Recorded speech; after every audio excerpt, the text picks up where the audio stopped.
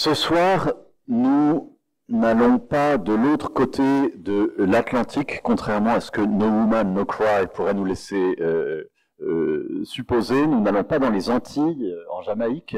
Nous allons de l'autre côté de la Méditerranée, en Égypte, avec Arthur Le Sage, qui est donc boursier de l'AIBL, l'Académie des inscriptions et belles-lettres. Arthur est agrégé de grammaire. Tu es venu pour la BEST, la Bible en ses traditions, pour la première fois à Jérusalem, à l'école biblique de Jérusalem, en 2020. Et tu es maintenant chercheur associé à la bibliothèque d'égyptologie du Collège de France depuis 2024. Ce soir, tu vas nous parler d'une partie de tes thèses, écrire les femmes et la féminité en Égypte ancienne. Étude de sémantique lexicale dans la littérature égyptienne sous la direction d'Elsa Auréal et de Chloé Ragazzoli. Bien, vous savez que normalement les conférenciers ont 45 minutes, mais Arthur a demandé une exception, une dispense pour bénéficier de 47 minutes qui lui sont accordées généreusement. Alors nous allons t'écouter et d'habitude je rappelle que la première question est toujours posée par le frère Loukash qui n'est pas avec nous ce soir, donc prenez des notes et n'hésitez pas à vous lancer pour le petit quart d'heure de questions qui suivra la conférence. Arthur, the floor is yours. Alors avant d'amorcer cette conférence, je tiens avant tout à adresser ma reconnaissance envers l'École biblique et archéologique française de Jérusalem, le directeur ainsi que l'ensemble du corps enseignant pour la confiance qu'il me porte en m'offrant l'occasion de présenter ce soir une partie de mes travaux de doctorat et les conditions idéales pour poursuivre ces derniers au sein de ce couvent. Je souhaite également remercier à ce titre l'Académie des inscriptions et des belles-lettres et son secrétaire perpétuel, M. Nicolas Grimal, de leur généreux patronage. Je tiens enfin à dédier cette conférence à ma regrettée marraine Sandrine Dessy, une femme profondément chrétienne que le cancer nous a arraché il y a bientôt 1 an et demi. Alors autant mettre fin au suspense tout de suite. Pourquoi ce titre? Eh bien, le titre, comme vous l'aurez probablement remarqué, c'est une chanson iconique de Bob Marley and the Wailers, parue pour la première fois en 1974 sur l'album Natty Dread. Le titre, tel qu'il a été interprété par, on va dire, la communauté anglo-saxonne non jamaïcaine et le monde occidental, serait ambigu, cette espèce de double « sans femme, pas de pleurs ». La première idée serait l'idée des femmes comme source de tristesse et d'émotions négatives chez les hommes. La chanson serait alors chargée d'une certaine amertume envers les femmes et viserait à prévenir tout commerce avec ces dernières pour éviter les déceptions amoureuses. Avant de faire le procès de Bob Marley, il faut se référer à l'analyse de Kwame Meadows, qui est un poète, critique et essayiste ghanéen. En dialecte jamaïcain, la prononciation serait plutôt quelque chose comme No Woman Na Cry, N-U-H, Na étant l'auxiliaire vétitif équivalent de l'anglo-saxon don't. Donc il n'y a pas ici d'équivalence entre l'absence de femme et l'absence de pleurs, mais bien l'adresse à une femme qui, sous forme de mots de consolation. Cette interprétation, comme vous le voyez, elle est confirmée par le refrain. Hey little darling, don't shed no tears. Ici. En dépit de cette rectification linguistique, la première interprétation est toujours valable. C'est à une femme que Bob Marley enjoint de sécher ses larmes, et confirmant par là l'association sociologique qu'il existe entre les femmes et la tristesse, et ce qui est un paradoxe quand on voit le nom du groupe de Bob Marley, The Wailers, les Jérémiens. Alors, cette dimension éminemment culturelle et sociale du deuil, associée de façon privilégiée aux femmes, elle a déjà été observée par Marcel Mauss dans un article consacré aux rites oro-funéraires en Australie. Alors, je me permets de vous en lire un petit extrait. La question même de leur spontanéité est depuis longtemps tranchée par les observateurs, celle des Australiens, à tel point même que c'est presque devenu chez eux un cliché ethnographique.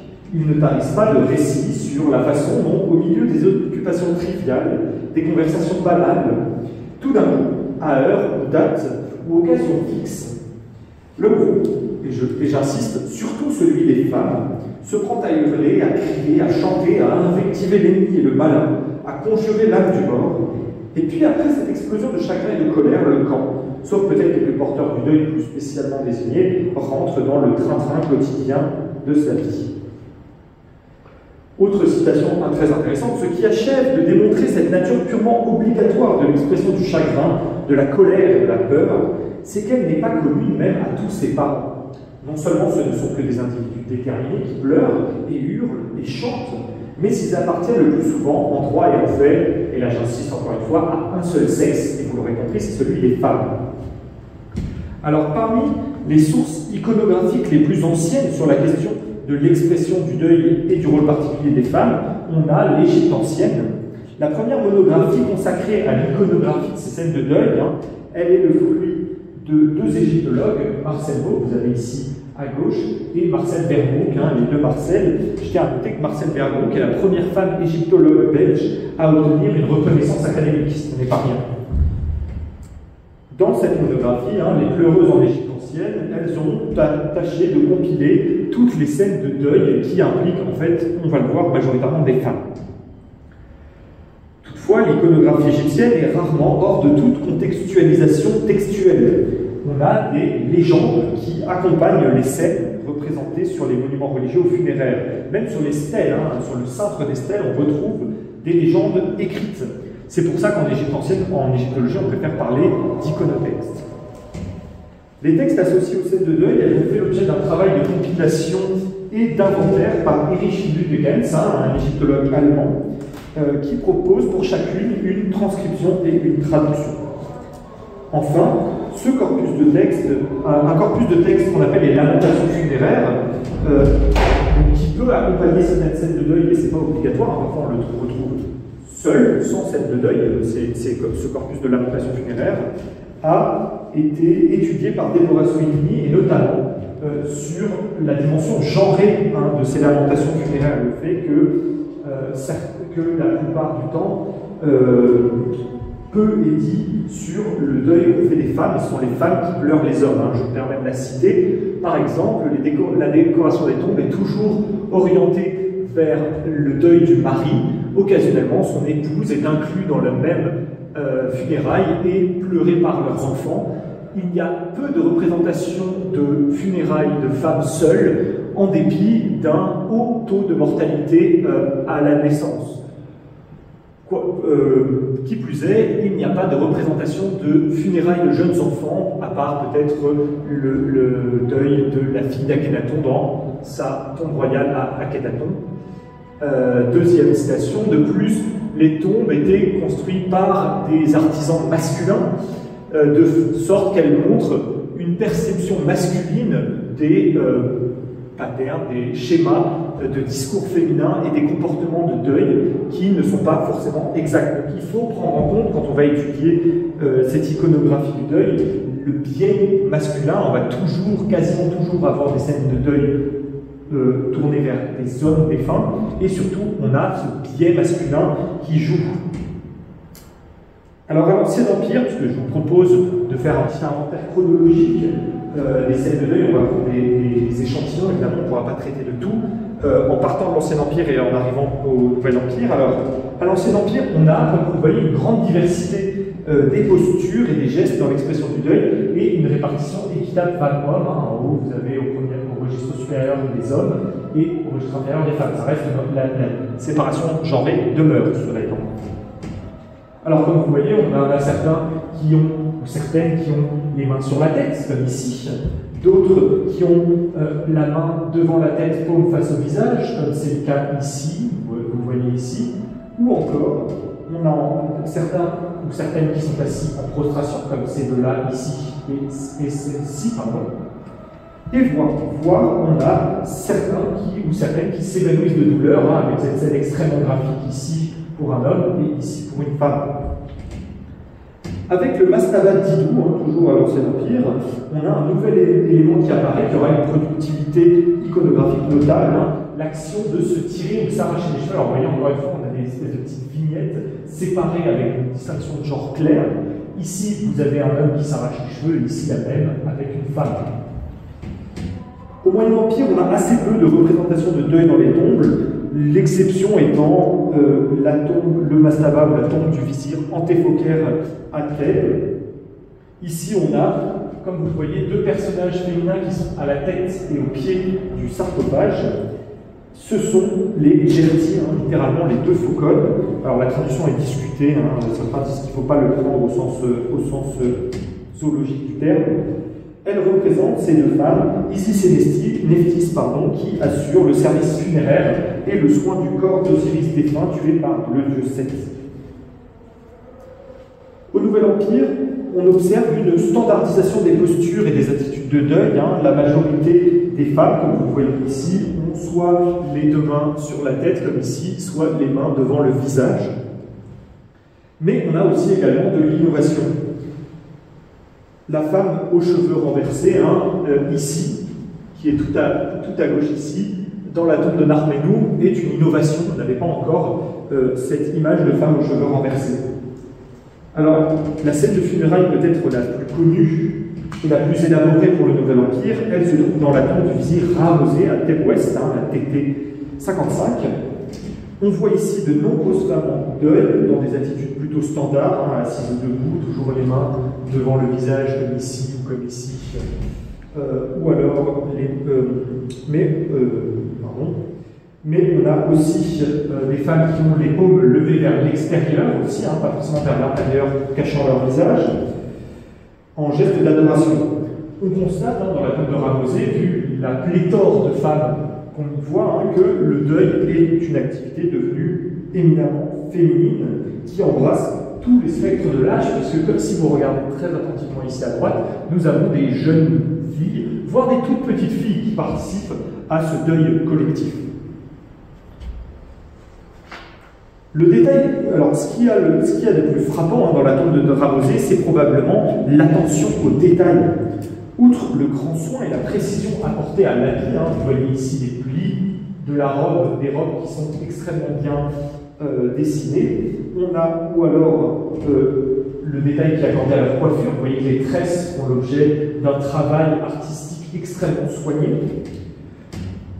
On a aussi le détail de traits discontinus qui partent de l'œil pour indiquer les pleurs qui coulent le long du visage.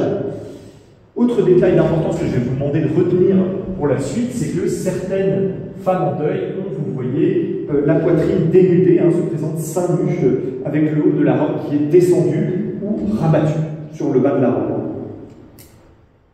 Alors, ce rôle associé au deuil du propriétaire défunt de la tombe dans l'iconographie, comme vous le voyez, il est majoritairement féminin dans ce qu'on a pu observer.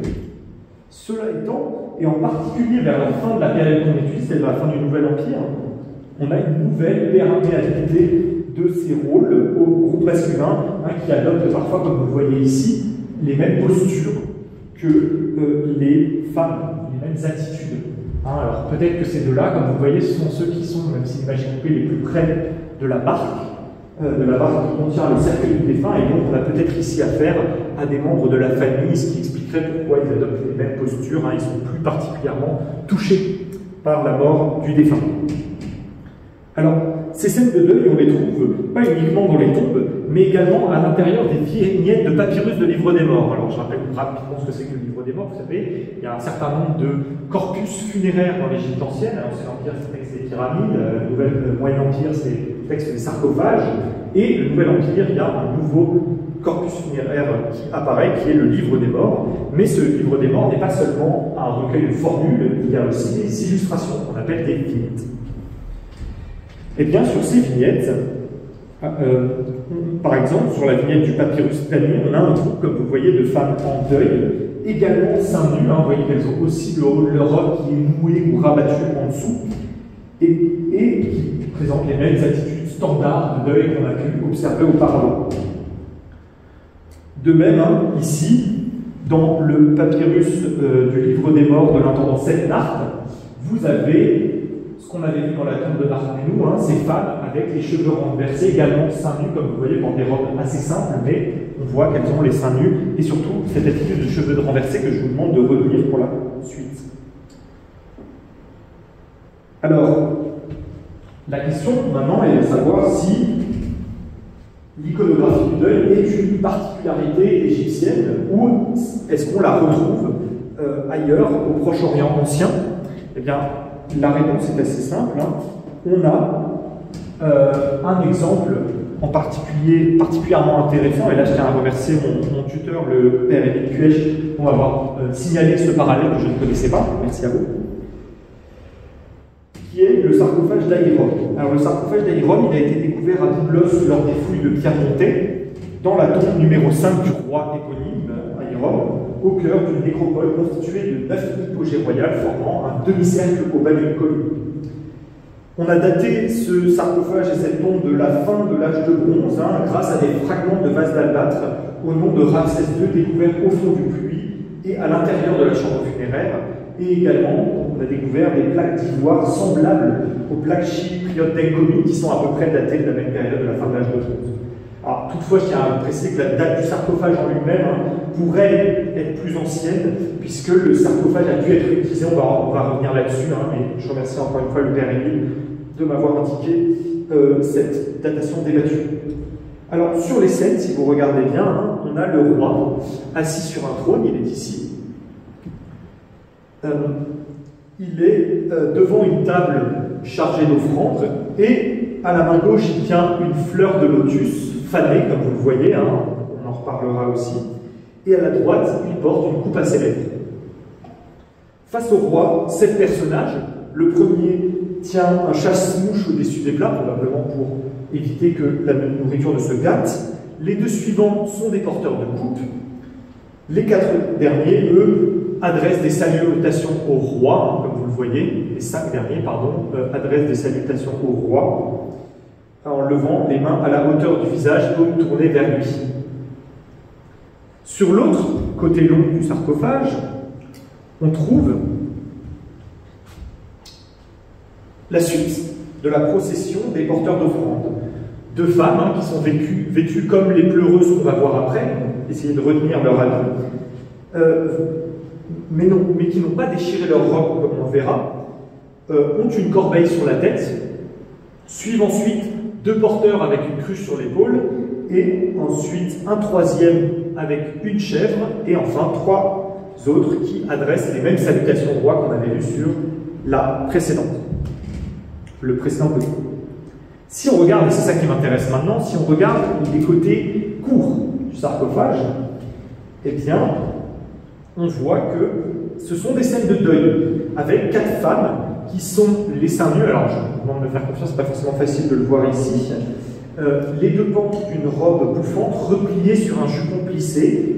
Alors, René Dussault a proposé d'identifier cette tenue au sacre qu'on trouve en 2 Maccabées. Je vous ai mis le texte grec ici avec la traduction. Après avoir ceint sous leurs seins des sacs, les femmes s'amassèrent dans les rues, celles des jeunes femmes enfermées, les unes se rassemblaient en courant aux portes, les autres aux murailles, et quelques-unes épiées par les fenêtres. Alors, François Chapoutier, lui, propose d'y voir un vêtement de mode crétoise. Pierre Montet, lui, a, quant à lui, corrigé l'idée que ça pouvait être les plis d'une robe repliée sur un jupon, mais peut-être simplement les lambeaux du haut de la robe qui ont été déchirés et qui pendent sur le bas. Alors, comme l'a bien remarqué Pierre Montet dès sa découverte, ces femmes portent la coiffure tripartite égyptienne. Les 2 à gauche ont les mains levées en train de se frapper la tête selon Pierre Montet ou de s'arracher les cheveux selon Éric Siffert. Et celles à droite, elles tiennent leurs mains sous les seins. Alors pardon, excusez-moi, c'est à droite ici et là c'est à gauche, donc celles à gauche, pardon, tiennent leurs mains sous les seins, peut-être un geste pour se frapper ou se griffer la poitrine, rien n'est simple, tout simplement présenter leurs seins. Alors cette scène, elle a été mise en parallèle par Pierre Montet sur les conseils de René Dussault avec un passage d'Hérodote dans les Enquêtes, livre 2, paragraphe 85, qui décrit l'attitude des femmes égyptiennes durant les funérailles. Ce sarcophage,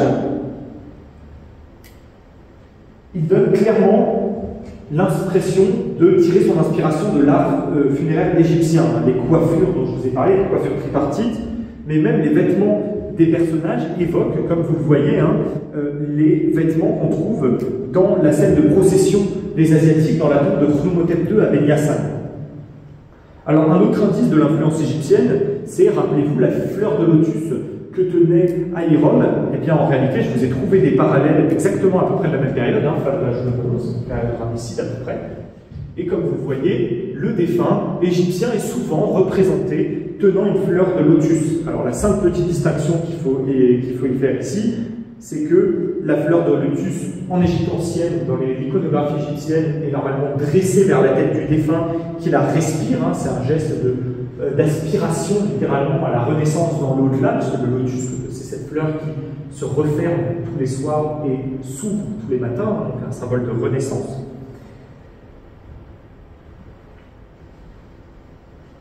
En outre, en dessous de l'inscription du sarcophage, et ça je remercie le père Émile qui m'a montré les estampages, on a des traces de pseudo-hiéroglyphes. Peut-être le signe d'un réemploi du sarcophage et d'une influence égyptienne jusque dans l'épigraphie de ce dernier. Alors, en dépit de tous ces éléments, et comme le fait remarquer Pierre Montet, les scènes n'ont pas été réalisées par des artistes égyptiens. L'inspiration d'autres cultures est notable, avec les motifs léonins qui sont présents sur le couvercle du sarcophage très syrien. On a aussi un motif de sphingelé qui ne fait pas très égyptien.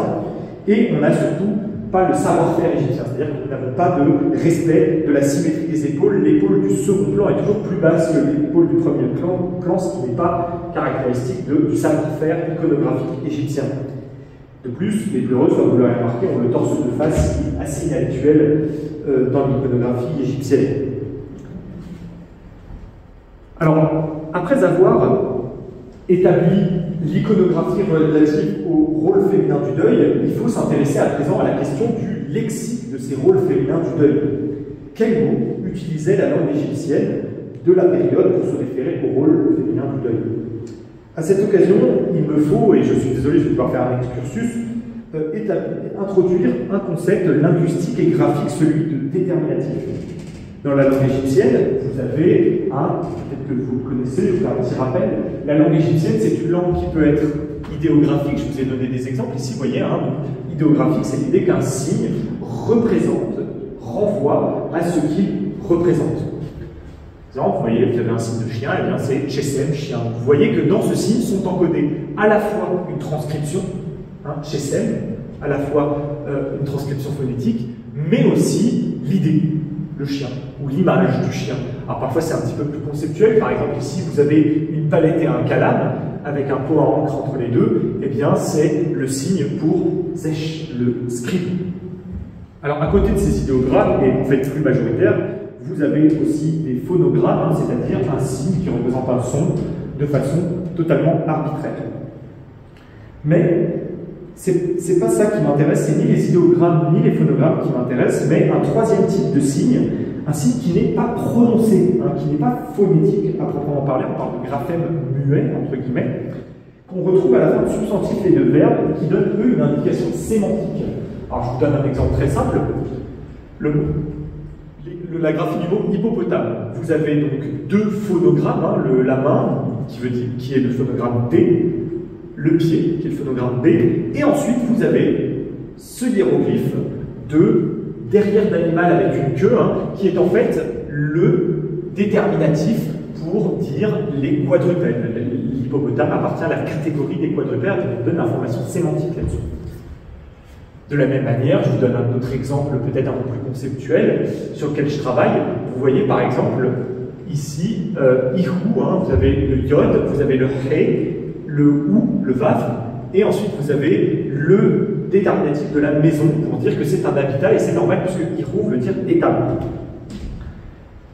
Alors, vous avez aussi des cas de ce qu'on appelle parfois on a plusieurs déterminatifs, c'est ça que je veux dire.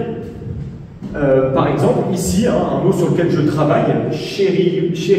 Alors vous avez les phonogrammes ché, ra, yod, t. Puis ensuite vous avez un hiéroglyphe qui représente un petit oiseau, on pense que c'est un moineau, et un hiéroglyphe de femme.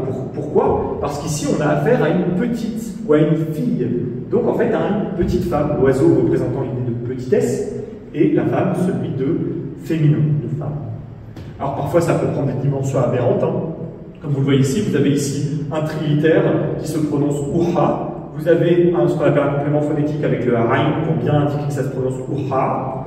Et ensuite, vous avez 4 déterminatifs qui représentent chacun un élément de ce verbe. Le verbe veut dire, le substantif. Le substantif veut dire oiseleur, pêcheur. Fowler en anglais, c'est plus synthétique. Vous avez l'oiseau, le poisson, donc les proies, ce qui va être attrapé. Vous avez le signe de l'homme qui tient un bâton pour désigner une action coercitive. Et vous avez le signe de l'homme assis pour dire que c'est un nom d'agent, en fait. Alors, reprenons le cadre de la linguistique cognitive, selon lequel le monde apparaît à l'être humain selon des catégories cognitives préétablies par la langue, c'est-à-dire qu'on ne voit pas le monde de façon directe, mais à travers la langue que l'on parle. Eh bien, Orly Goldwasser, qui était professeur jusqu'à récemment à l'Université hébraïque de Jérusalem, considère que ces fameux déterminatifs dont je vous ai parlé sont des miroirs de cette organisation du monde en catégories linguistiques et cognitives autour de membres prototypiques de membres par excellence. C'est ce qu'elle a montré dans son livre. Alors, je vous donne un exemple assez clair. Par exemple, ici, vous avez l'apparence schématique que va prendre le classificateur. C'est souvent le fameux prototype de cette catégorie. Donc ici, si on prend la catégorie A, vous voyez que là, il a cette apparence schématique-là, cette Gestalt, comme on dit en allemand. Eh bien, ce n'est pas n'importe quel arbre qui est représenté ici, c'est un sycomore. Effectivement, ici, le sycomore, vous voyez qu'il y a cette forme un petit peu conique, caractéristique. Pourquoi? Parce que peut-être que pour vous, un arbre typique, ça va être juste un peuplier, un chêne, selon d'où vous venez, mais pour les Égyptiens, l'arbre par excellence, c'est le sycomore. Et donc, dans cette catégorie, ce classificateur de l'arbre, en fait, il va venir classifier tous les noms d'arbres en égyptien, comme vous le voyez ici. Et certains arbres vont être de meilleurs exemples. Alors, il n'y aura pas de meilleurs exemples que le sycomore, mais certains arbres vont être des meilleurs exemples. Je vous les ai mis le plus près du centre, vous voyez. Mais d'autres vont être des membres, on va dire, plus périphériques. Pourquoi? Eh bien, si vous constatez que ce soit Nébès, le jujubier, épine du Christ, Jet, l'olivier, Inérène, le chêne, ce sont en fait des arbres qui ne sont pas égyptiens. Donc, ils ne sont pas des bons exemples pour les Égyptiens d'arbres, puisqu'ils ne les connaissent pas. Alors, autre cas très intéressant, je vous ai parlé tout à l'heure du phénomène où on avait plusieurs déterminatifs, maintenant comme on les appelle classificateurs. Eh bien, ici, vous voyez que Mérou a à la fois le classificateur de l'arbre, mais aussi le classificateur du bois. Pourquoi? Parce que Mérou veut dire le cèdre. Et pour les Égyptiens, le cèdre, avant d'être un arbre dans leur univers cognitif, c'est avant tout un matériau de construction. En fait, on vient chercher le cèdre depuis le Byblos, depuis le Liban, pour fabriquer, pour l'architecture, mais aussi pour fabriquer des bateaux. Donc les Égyptiens, de façon première, ou de façon en tout cas ambiguë, le cèdre, c'est à la fois un arbre et aussi un matériau de construction. Alors, si on s'intéresse maintenant aux classificateurs qui apparaissent dans l'Excel de rôle féminin lié au deuil, eh bien, le premier, peut-être le plus évident, mais en même temps le plus facile, c'est pas le mieux attesté pourtant, mais peut-être le plus simple à comprendre, c'est Rémit. Alors, Rémit, il vient du verbe Rémit, pleurer. Et si on regarde du côté des classificateurs, qu'est-ce qu'on observe ici? Eh bien, vous voyez, donc ça c'est deux Rémit, et l'idéogramme pour dire ce mot, c'est un œil qui pleure. Pourquoi? Parce que les Rémites sont associés au verbe Rémi, au verbe pleurer. Donc ce sont des pleureuses au sens littéral du terme. Alors, une source particulière dont on trouve de très nombreuses versions où apparaissent les Rémites, les pleureuses, c'est le livre de l'Anouad, un texte funéraire qu'on a retrouvé dans plusieurs tombes de la vallée des rois. Dans ces tombes, on a des représentations de Rémites, comme vous le voyez, qui sont légendées, c'est-à-dire qu'en fait, on donne à chaque fois la représentation de la femme et à côté Rémit. Alors ce qui est intéressant, c'est qu'on a deux légendes. On a une première version qui est une version, je dirais, analytique. Ça veut dire qu'on a une transcription phonétique, R, M, Yod, Rémi et T, Rémit. Et ensuite, vous avez le classificateur de l'Elkibler. Mais on a aussi une version synthétique, comme ce qu'on a vu à la diapositive précédente, c'est-à-dire un œil qui pleure, alors soit un œil qui pleure seul, soit un œil qui pleure avec le T du féminin pour bien préciser que c'est un mot féminin. Alors, peut-être que Rémit était un terme pour désigner un rôle générique, pour désigner de façon générique les rôles de genre du deuil, hein, comme chez nous on dit en français les pleureuses. En réalité, les Rémites sont rarement représentés seuls, mais souvent en compagnie de deux autres personnages, désignés par deux autres rôles qui sont bien mieux attestés que le rôle de Rémite. Hein. Ce sont la Yakébite et la Hayit. Alors, de façon encore plus régulière que cette association triple des Rémites, des Yakébites et des Hayit, on a, de façon beaucoup plus fréquente, l'association de seulement la Yakébite et la Hayit, hein, encore dans le livre de la droite.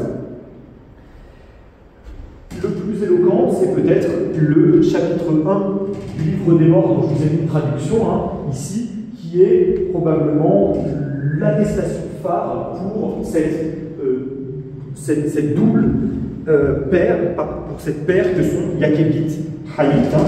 Donc vous voyez, je suis un Bousirite, fils de Bousiris, conçu à Bousiris, redondant. Je suis né à Bousiris, étant avec les convoyeuses Hayut d'Osiris, j'expliquerai pourquoi j'ai choisi de traduire ainsi, et les endeuillés Yakébiout d'Osiris. Alors, les graphies, si on s'intéresse maintenant aux graphies de chacun des deux de façon séparée. Je vous ai fait un petit catalogue de toutes les graphies qu'on trouve pour le nom Yakébite. Le plus fréquent, c'est probablement la combinaison du classificateur de la mèche de cheveux, hein, ici c'est une mèche de cheveux, vous voyez ici, là, avec celui de la femme assise qu'on a déjà vu, rappelez-vous, hein, pour Chérit. Alors selon Léa Henrich, hein, une collègue qui fait son doctorat sur la pilosité en Égypte ancienne et qui a compilé tous les mots où apparaît ce fameux classificateur, donc créant la catégorie, si vous voulez, de la mèche de cheveux, eh bien, on trouve ce classificateur dans des termes en relation avec les pilosités humaines ou animales, jusque-là assez logique, des termes en relation avec la peau et la couleur, déjà un petit peu plus métonymique, des termes en relation avec le deuil, très intéressant, et des termes en relation avec la notion de fin ou de destruction. Donc là, on est vraiment passé du plus concret au plus abstrait. Alors, l'autre classification qu'on trouve pour Yakébite, alors vous pouvez aussi trouver la mèche de cheveux toute seule. L'autre classification que vous trouvez, c'est soit la mèche de cheveux avec un autre classificateur, soit ce classificateur tout seul, c'est celui de l'homme avec la main à la bouche, qui vient classifier tous les termes qui renvoient à une activité ou à un rôle de ce qui passe par la bouche. Hein. Ça peut être manger, parler, mais aussi des verbes d'émotion, on a besoin de s'exprimer. Alors, encore d'autres classificateurs peut-être plus rares ou plus ponctuels, on va dire, du substantif Yakébite, c'est la femme qui met les mains devant son visage. Ça devrait vous être familier, alors ils sont couplés avec la mèche de cheveux quand même, hein, la mèche de cheveux reste présente, mais la femme qui met les mains à son visage, maintenant, vu ce qu'on a étudié sur l'iconographie égyptienne, ça doit vous être familier. Le dernier, qui est beaucoup plus surprenant, c'est cette femme qui est penchée, les deux mains vers le sol avec les cheveux renversés, ou alors sa variante, hein, cette femme allongée sur le côté, les deux mains en avant avec les cheveux renversés. Soit elle est debout, soit elle est vraiment allongée. Alors, comme vous le voyez par l'étude de ces classificateurs, le rôle de Yakébite, c'est un rôle d'endeuillé par excellence, qui recouvre de nombreuses manifestations du deuil, ce qui illustre les autres attestations. On a un lien avec la perte de la pilosité, puisqu'on a la mention d'un jour de rasage des endeuillés. Hein, en ce jour de rasage des endeuillés, Ropouen Yakébiout, donc un deuil lié à la pilosité ou à la perte de la pilosité. Un deuil lié avec le bruit, on l'a vu, l'homme qui met la main à sa bouche, hein, une expression vocale du deuil. Et même des pleurs, parfois. Hein. Les endeuillées, elles s'échevèlent, je vais revenir là-dessus, elles frappent pour toi dans leurs mains, donc elles font du bruit, elles crient pour toi, elles s'exclament pour toi, encore cet homme avec la main à la bouche, et elles pleurent, elles signent pour toi. Donc vraiment, la Yakébite, c'est celle qui recouvre, par excellence, la plupart des rôles du deuil. Alors, ce classificateur de l'homme avec la main à la bouche, pardon, ce classificateur de la femme qui renverse ses cheveux, s'il est présent dans les graphies d'Yaquelit, il est encore plus présent dans les graphies de Hayit, son équivalent, ou celui avec lequel il fonctionne en paire. Alors l'alternative, donc, comme vous le voyez ici, hein, on a vraiment beaucoup d'attestations de façon écrasante. Alors parfois couplée avec la femme assise, mais généralement seule. Alors une alternative, c'est encore une fois la mèche de cheveux, hein, qui est un classificateur assez standard là-dessus. Le point commun de ces deux lexèmes, c'est le lien qu'ils établissent entre l'expression du deuil et la pilosité, et en particulier avec un geste, celui dont on a parlé tout à l'heure, le geste de s'écheveler, geste qu'on appelle le geste noun. Alors ce geste,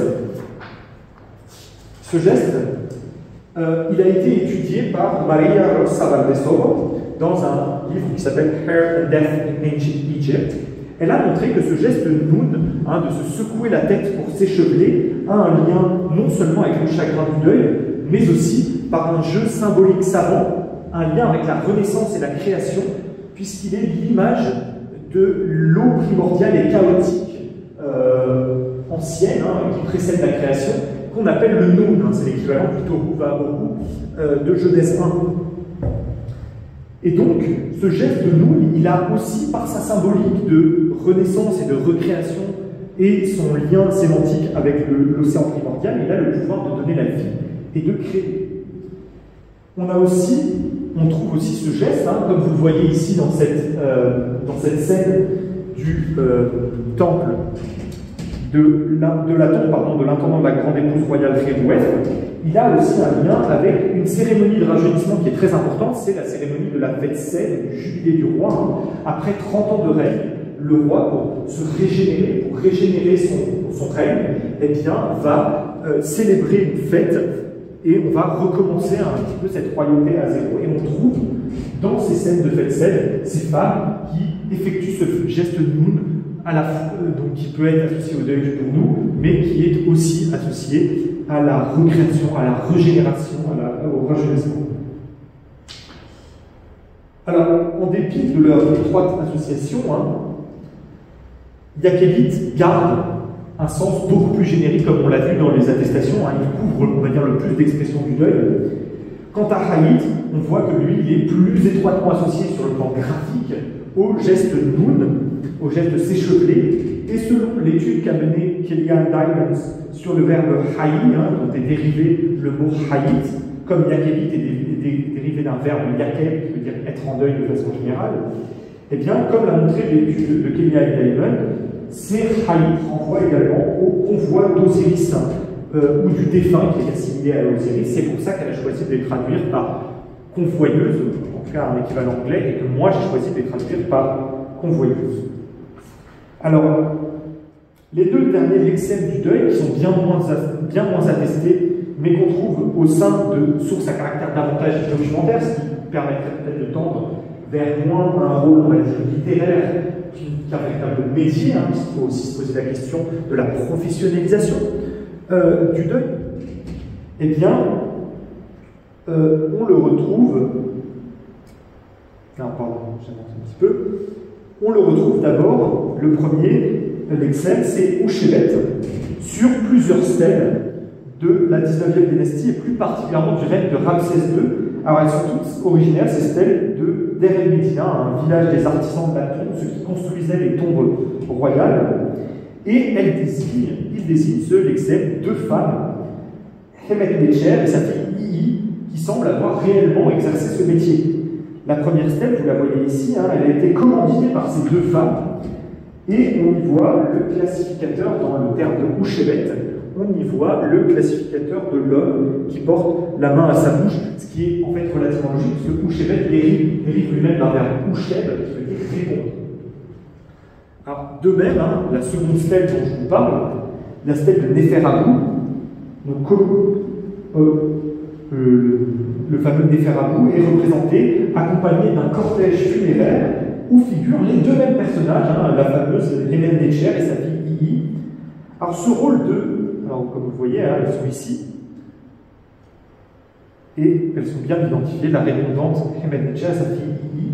Donc j'ai décidé de le traduire par répondant déjà par respect pour l'étymologie, mais également parce que ce rôle de répondante, selon Bernard Bruyère et à sa suite Andrea Boucharek, pourrait faire référence à des choristes qui font le répond aux plaintes de la famille ou à certaines formules réalisées par le prêtre ritualiste.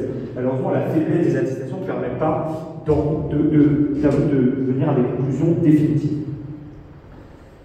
Le dernier lexème dont je voudrais vous parler, il est attesté dans un contexte encore plus restreint parce que principalement en lien avec le culte d'Apis. Vous savez, Apis, c'est ce taureau sacré associé au culte du dieu Ptah Memphis, dont il est le fils, et qui est sacrifié, se retrouvant par ce sacrifice associé à Osiris et à son culte funéraire.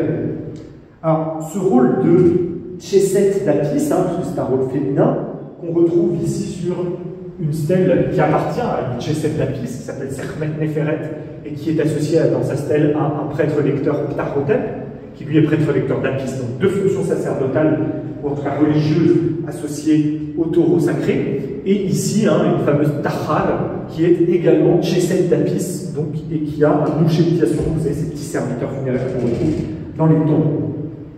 Alors ce rôle, il n'est pas que réservé à Apis, puisque on le voit, il s'étend à des défunts particuliers, comme dans la tombe du fameux Djeouti-Emab, et ils sont chargés de faire les prières en faveur du défunt. Comme vous voyez, les Tchéset, la bouche pleine de glorification, disent pour ton cas, pour ton bas, pour ton corps, Djeouti-Emab, juste de voix, puisses-tu recevoir des offrandes, des aliments et des gâteaux d'offrande, sortis de sa présence, de la présence du Dieu, puisses-tu boire de l'eau à la source du fleuve pour la satisfaction de ton cœur, Djeouti-Emab.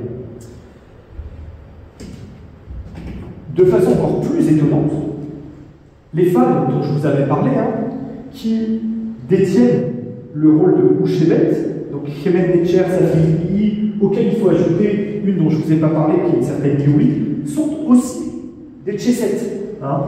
Alors, malheureusement, l'étude des classificateurs et du terme Tchéset en contexte ne donne pas beaucoup d'informations sur le rôle précis de ces femmes, mais Bernard Bruyère a suggéré plusieurs hypothèses. Alors, ça pourrait être un rite associé à la racine tchès, qui veut dire attaché, symbolisé, comme vous le voyez ici, par les mains attachées des femmes.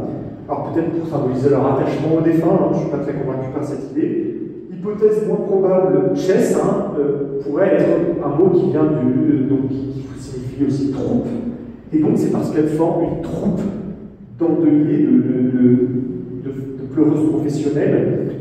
Ou encore, Tchès veut aussi dire incantation à peine, peut-être parce qu'elle récitait des paroles rituelles ou des incantations.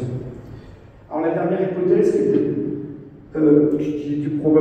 la plus probable, même si j'ai vraiment pas de conclusion définitive là-dessus, elle est proposée par Andrea Boucharek, ce serait le verbe Tchès. Vous voyez que c'est un terme très polysémique, Tchès, qui signifierait lever, s'élever, et qui consisterait en fait à élever des offrandes vers le défunt, ou peut-être que ce serait celles qui se lèvent, les Tchéset qui se lèvent en geste de déploration, de tristesse, mais rien n'est mentionné. Alors il est temps pour moi de conclure. Comme vous le voyez, l'étude lexicographique des termes de rôle féminin associés au deuil a permis de distinguer selon le cadre méthodologique de la linguistique cognitive, 5 grands rôles du deuil. Au centre, et peut-être le plus polyvalent, le plus générique, c'est le substantif yakémite, l'endeuillé, vraiment celle qui exprime le deuil de façon particulièrement éloquente. Parce qu'elle regroupe toutes les manifestations du deuil dans certaines attestations, que ce soit lié à la pilosité, le fait de se raser, de s'écheveler, le fait de pleurer, le fait de crier, le fait de taper dans ses mains. De façon plus périphérique, dans une sorte de deuxième cercle, on a les haït, qui sont souvent associés aux yakémites, mais qui sont, elles, plutôt concentrées sur ce fameux geste du noun, le geste de s'écheveler, qui est à la fois un geste de deuil, mais aussi un geste associé à une recréation, à une renaissance, peut-être la renaissance du défunt. Le verbe rémit, qui lui est peut-être le verbe à la fois le plus évident, le plus simple, et pas forcément pourtant le plus générique ou le plus utilisé, qui désigne les femmes qui pleurent, les pleureuses, en littéral du terme.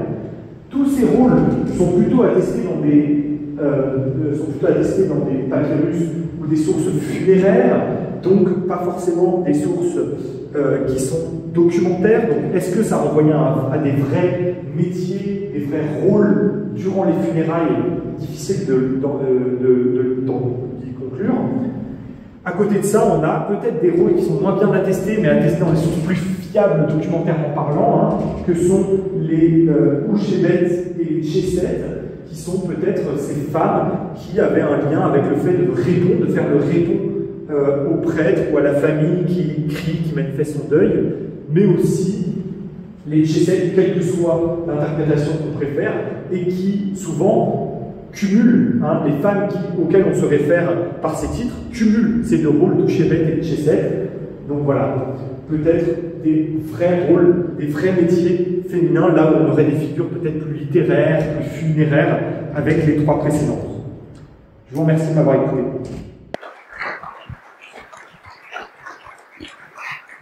Merci beaucoup Arthur pour cette présentation qui est un peu plus graphique que ce à quoi on est habitué avec les langues sémitiques ou le grec, le latin. Maintenant nous avons un petit temps pour échanger. Alors je sais que c'est une discipline qui est un peu plus atypique à l'école biblique et archéologique française que d'autres, mais n'hésitez pas à poser des questions ou à faire des remarques de compréhension. Alors qui se lance ? Dans n'importe quelle langue.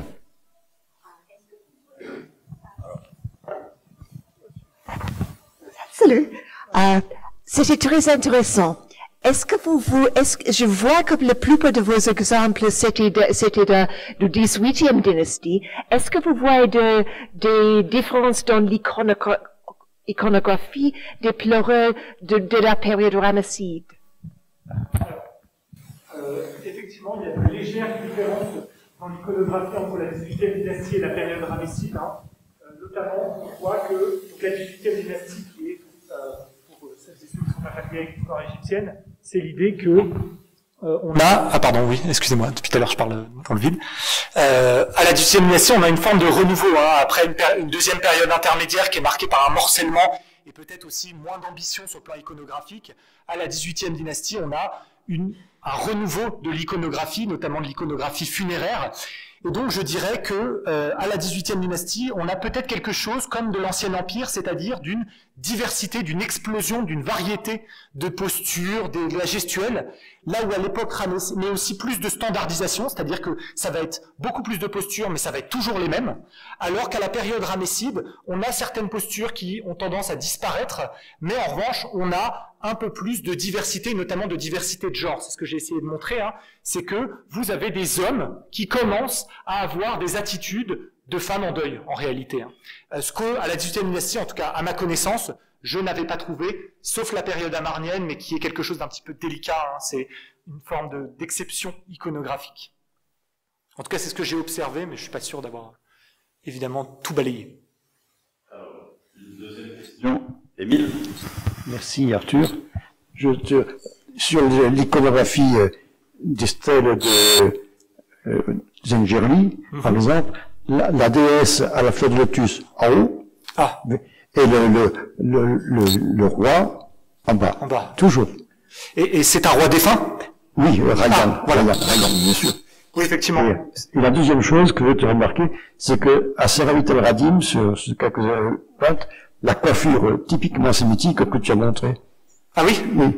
Laquelle de coiffure typiquement sémitique ? Au début, tu as montré la coiffure, tu dis ça, ce sont des sémites, ce ne sont pas des Égyptiens. Ah oui, dans la tombe de Khnomothep ? Oui, Voilà, effectivement. voilà. Effectivement, merci Père Émile. Alors, la première chose, c'est que, alors, je vous ai pas montré toute l'iconographie, j'ai dû faire des choix, toute l'iconographie qui avait influencé les Égyptiens. Par exemple, au British Museum, vous avez une scène de siège acadienne de premier millénaire où on a un cortège de femmes en deuil qui font des gestes très très similaires à cela. Et effectivement, la fleur de lotus, c'était mon hypothèse, et je crois que c'est aussi l'hypothèse des gens qui ont travaillé sur le sarcophage d'Aïrom, c'est que on a une adaptation, on va dire proche-orientale, pour viser très très large, de ce motif de la fleur de lotus, là où il est toujours dressé et respiré par le défunt dans l'iconographie égyptienne, dans le monde proche-orientale, on a des variations où effectivement, alors je ne savais pas qu'il y avait certaines divinités qui le tenaient le lotus droit, je pensais que ça n'existait pas.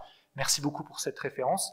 Et en revanche, les personnes défuntes, elles, ont toujours la fleur de lotus fanée, puisque c'est probablement lié à une question de mentalité. Les Égyptiens, quand ils envisagent la mort, envisagent déjà leur renaissance dans l'au-delà, alors que peut-être que l'idée proche-orientale de la mort, c'est l'idée du shéol, c'est l'idée de « il n'y a rien après », et à part le souvenir qu'on laisse dans la mémoire des vivants. Donc c'est peut-être lié à une différence de mentalité. Effectivement, merci beaucoup pour cette référence.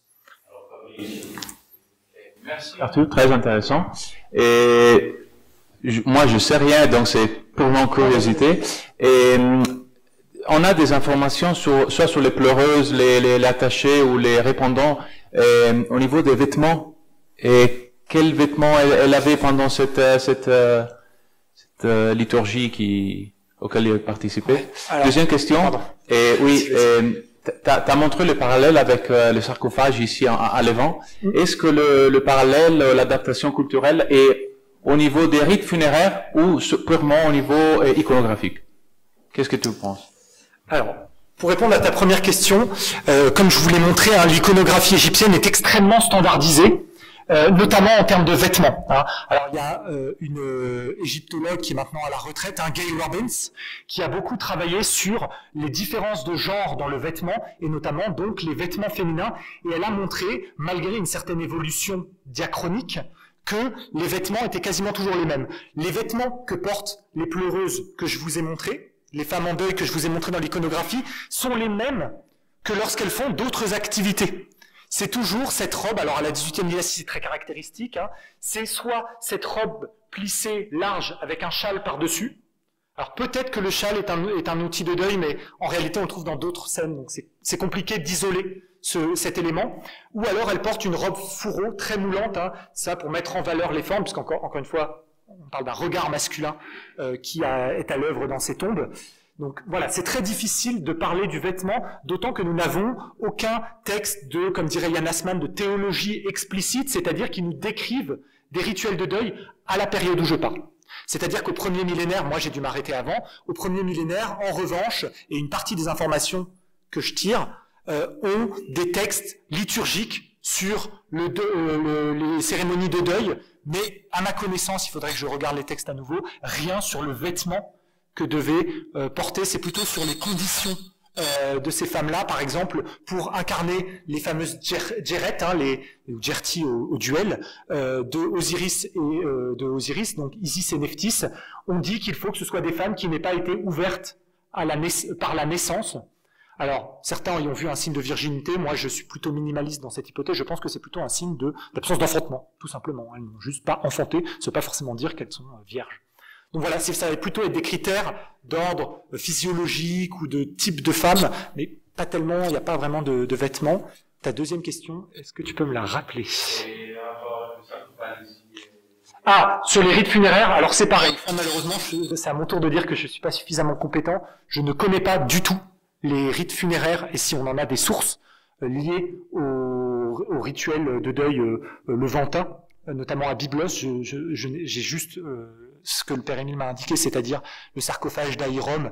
Et ici, ma théorie est quand même qu'il y a souvent une différence nette entre la standardisation, la mise en scène qu'implique l'iconographie et le rite proprement parlé. Il y a souvent un fossé, donc je serais pas surpris que les biblites ou les biblocites aient conservé leur rite tout en empruntant des éléments iconographiques aux scènes de deuil égyptiennes.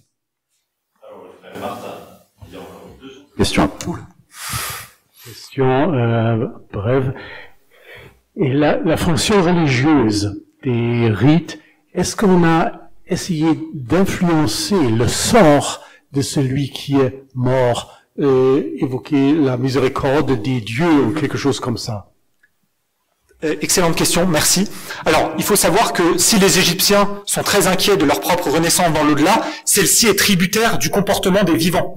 Ce que j'entends par là, c'est que pour pouvoir survivre dans l'au-delà, il faut que votre culte funéraire soit perpétué, que les formules soient dites, que le rite soit effectué. Sans ça, alors ça va aussi avec des choses plus concrètes comme la momification ou le fait d'être enterré avec un certain nombre d'objets dont on aura l'usage dans l'au-delà, même de façon symbolique.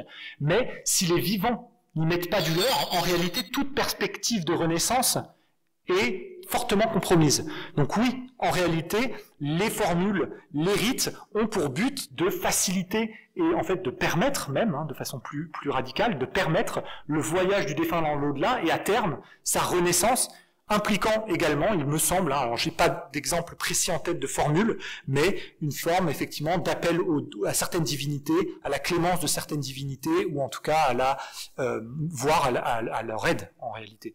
Mais pour ça je mets un point d'interrogation parce que j'ai pas en tête la source exacte. Maintenant, une question. Oui, le père Martin m'a précédé. J'avais deux questions. La première touchait la dimension religieuse des pleureuses professionnelles. Parce que les pleurs, justement, pendant le moment funéraire, ont une dimension religieuse importante.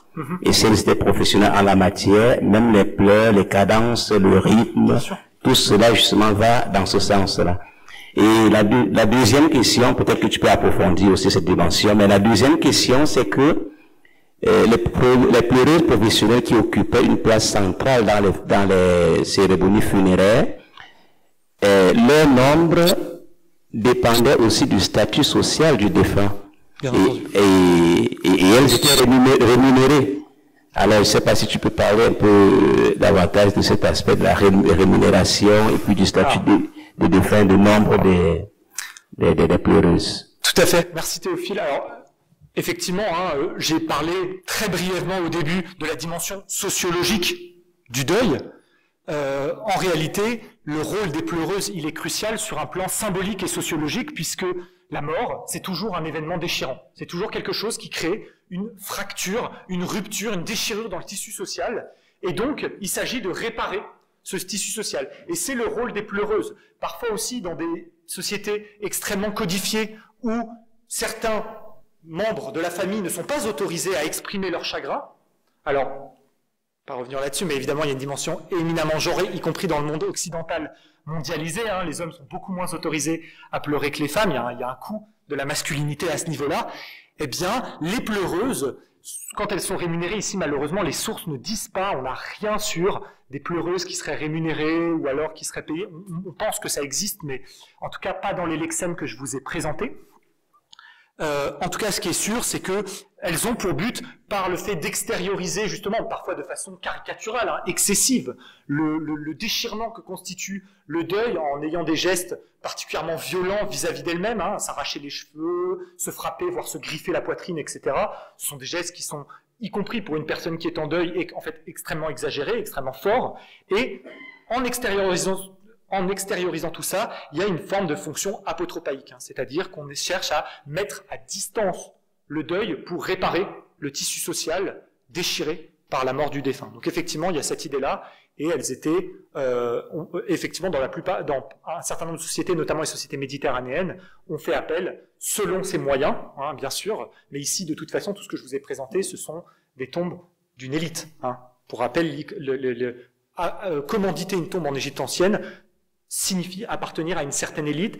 La petite exception à ça, c'est ce que je vous ai montré à la période ramesside, c'est-à-dire le village des artisans de Deir el-Médine, où là, ce sont plutôt des fonctionnaires d'État qui ont un statut d'ouvrier. Alors pas forcément, ils sont pas forcément les plus malheureux ou les plus miséreux, mais ils ont pas ce sont pas des fonctionnaires d'État au sens de membres de l'élite extrêmement puissants, mais ils peuvent construire leur propre tombe puisqu'ils construisent celle du roi. Donc ils mettent leur savoir-faire au service de leur propre tombe aussi.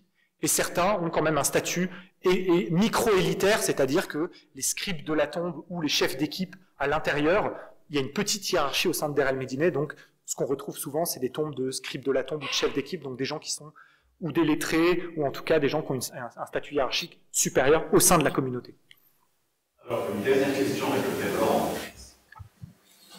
le Laurent. Ces femmes avec les mains attachées, se pourrait-il qu'elles sont enterrées vivantes avec la personne? Est-ce que ça c'est une est-ce que c'est une légende, cette histoire-là? Enfin, il me semble qu'on disait que les pharaons étaient enterrés avec leurs cours, etc. Est-ce que ça c'est réel ou pas? C'est une question extrêmement compliquée, la question des sacrifices humains funéraires. Il y a une bonne part de fantasme là-dedans. C'est souvent lié à une perception exotisante, puisqu'on retrouve ça pour les sociétés chinoises, par exemple, où on dit que l'empereur était enterré. En réalité, en Égypte ancienne, nous n'avons pas de traces, nous n'avons pas de source sûre sur la question. Dans les tombes de la période prédynastique, donc là je me situe au 4e millénaire, il y aurait des personnes qui seraient enterrées, mais alors est-ce que ce sont des sacrifices humains pour accompagner? C'est très improbable. Alors peut-être que Deborah a une idée. Alors, pendant la première dynastie à Abydos, il y a beaucoup de tombeaux des gens qui faisaient partie du corps royal, et et Nancy Lovell, qui est un paléopathologique, a fait des recherches sur les squelettes, et elle découvre que vraiment ces gens ont été tués. Il y avait des traces de sang sur ces dents. Mais c'était seulement une période spéciale, et après c'est presque jamais revenu. C'est presque jamais revenu. Il y avait dans la période où les Hyksos habitaient, non, il y avait c'était un peu avant les Hyksos, c'était pendant la 13e dynastie, quelques servantes qui ont été enterrées avec le chef de famille à Tel Daba, mais c'était très très rare. Ah voilà, merci beaucoup Deborah. Je n'étais pas du tout au courant de ces avancées de la paléopathologie, mais effectivement, ça reste de toute façon complètement hors du contexte de ce que je vous ai présenté, puisque j'ai commencé à l'Ancien Empire, donc en fait beaucoup plus tard par rapport à ce que Deborah a souligné sur la première dynastie, la période prédynastique, et de la même manière, je vous ai rien montré de la 13e dynastie, et comme vous l'avez très bien dit, c'est des cas très très isolés. Donc, le fait d'être attaché, surtout à la période ramesside, je peux vous assurer que je suis sûr que non, ça n'a rien à voir avec une forme de femme enterrée vivante. De toute façon, même au prédynastique, en fait, les personnes n'ont pas été enterrées vivantes, elles ont été exécutées. Donc, on n'a pas du tout le même mode opératoire. Alors merci beaucoup. Sur ces bonnes paroles, nous allons terminer cette conférence de ce soir. Si vous aussi, vous voulez venir à l'école biblique et archéologique française de Jérusalem pour terminer votre thèse, puisqu'il faut terminer une thèse, et un certain nombre des orateurs ce soir sont dans cette phase d'accouchement, une phase qui est un peu douloureuse parfois, n'hésitez pas, vous avez toutes les indications qui sont pour les bourses, qui sont sur le site web de l'école, ebaf.edu. Et l'appel pour la bourse a été publié. L'appel à candidature de l'Académie. Alors notamment, si vous voulez être boursier de l'Académie des inscriptions et belles lettres, comme Arthur ce soir, eh bien là, les appels à candidature sont lancés. Voilà, la semaine prochaine, nous retrouverons un autre thésard en phase terminale, donc Fabrizio, pas la semaine prochaine, dans 15 jours, qui lui nous parlera encore d'Égypte d'une certaine façon, mais pour en partir. D'Égypte, j'ai appelé mon fils. Alors je ne donnerai pas le sous-titre qui est assez extensif, mais que vous trouverez aussi sur notre site web.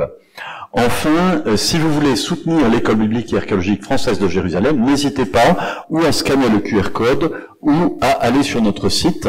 Vous savez que les dominicains sont d'un ordre mendiant et que maintenir cet outil au service de tous a un coût. Vous êtes donc les bienvenus si vous voulez nous soutenir.